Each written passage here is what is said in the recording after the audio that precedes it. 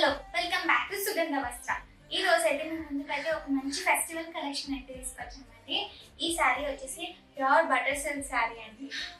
Sari border వచ్చేసి పెద్ద border వస్తుందండి, మొత్తం సిల్వర్ జరీ వస్తుంది.